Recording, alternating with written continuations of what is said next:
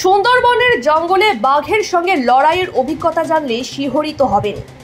জলে কুমির, ডাঙায় বাঘ, আর এভাবেই কাটে সুন্দরবনের মানুষের জনজীবন। সুন্দরবনের চিত্র যে বড়ই বৈচিত্র্য তা বলাই বাহুল্য। শুধুমাত্র বারে বারে প্রাকৃতিক দুর্যোগে সুন্দরবনের মানুষ ক্ষতিগ্রস্ত হয়েছেন। সেই সুন্দরবন এলাকার জঙ্গলজীবী মানুষের প্রধান জীবিকা জঙ্গলের মাছ, কাঁকড়া ধরা। আর এমনভাবে সুন্দরবনের গভীর জঙ্গলে মাছ, কাঁকড়া ধরতে গিয়ে বন্যপ্রাণীর, বিশেষ করে সুন্দরবনের রয়্যাল বেঙ্গল টাইগারের মুখে পড়তে হয়। এমনই এক ভয়ঙ্কর বিচিত্র কাহিনীর কথা শোনালেন সুন্দরবনে মাছ, কাঁকড়া ধরতে জলা জঙ্গলের খাড়িতে গিয়ে মাছ ধরতে গিয়ে বাঘের মুখে পড়ে উত্তর 24 পরগনা জেলার বসিরহাটের সুন্দরবন অঞ্চলের শামশের নগরের বাসিন্দা নূর হোসেন গাজী। প্রায় 30 বছর আগে বাবা ও দাদার সঙ্গে সংসারে রুটি রুজির টানে গভীর জঙ্গলে মাছ ধরতে গিয়েছিল নূর হোসেন গাজী। জঙ্গলের খাড়িতে মাছ ধরার সময় হঠাৎ বাঘ জঙ্গল থেকে লাফিয়ে নূর হোসেনের ঘাড়ের উপর ঝাঁপিয়ে পড়ে। যদিও দারিদ্রতার সঙ্গে জলবেষ্টিত দ্বীপে লড়াই করে নিজেকে বাঁচাতে নূর হোসেন ভয় পাননি, বরং হাতের লাঠি নিয়েই বাঘের সামনে বুক চিতিয়ে পাল্টা রুখে দাঁড়ান।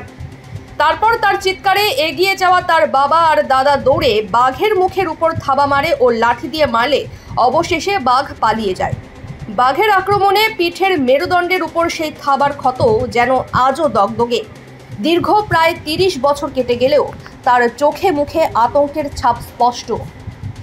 আমরা নিচে নালার ভিতরে কাজ করছিলাম আর মাছ খুঁজছিলাম আমি, আর ওই বাঘ উপর থেকে, আমরা উপরের দিকে খেয়াল ছিল না, উপরে জঙ্গলের ভিতরে বাঘ লুকিয়েছিল। হঠাৎ জাম দিয়ে পড়লো, পড়ে সে বিরাট একটা বিকট মূর্তি নিয়ে আমার গার পরে এসে পড়লো সঙ্গে সঙ্গে দাদা আর বাবা ছুটে গেল, গিয়ে বাঘের গায়ে আঘাত করে আমার দাদা আঘাত করার পরে বাঘ ছেড়ে দেয় আমাকে। বাবাও হাত দিয়ে চড় মেরেছে বাঘের গায়ে, মেরে বাঘকে সরিয়ে দিয়েছে, দিয়ে আমার এই নৌকোয় তুলে নিয়ে সঙ্গে সঙ্গে নিয়ে ওরা ওই আমার নিয়ে আসলো, দেশে আসলো। ওখান থেকে খুব বেশি দূরত্ব না, ওরকম ঘন্টা 1.5 সময় লেগেছে আসতে, এতটা দূরত্ব গিয়েছিলাম। এবার ওখান থেকে আইনে ওই হসপিটালে নিয়ে চলে গেলো আমার হচ্ছে বসিরহাটে 1 মাস থাকি। তারপর ডাক্তার বললো যে বাঁচবে না, নিয়ে যাও। বাবা বললো দেখো আমার দেশে ডাক্তার কবিরাজ নেই, তা আমাকে এখান থেকে ট্রান্সফার করুন, মুড়িয়া হসপিটালে মরুক, কলকাতায় মুড়িয়ে যায়, কলকাতায় ট্রান্সফার করুন। তা ওখান থেকে আবার ডাক্তার ট্রান্সফার করে দিল, বসিরহাট থেকে দিলে কলকাতায় নিয়ে গেল। সেখানেও 1 মাস থাকলাম। থাকার পরে লাস্টে ডাক্তার বলল যে তোমাকে বাঘে খাওয়া ভালো ছিল। ওনারা দেখার পরীক্ষা নিরীক্ষা করার পরে বললো তোমার বাঘে খাওয়া ভালো ছিল।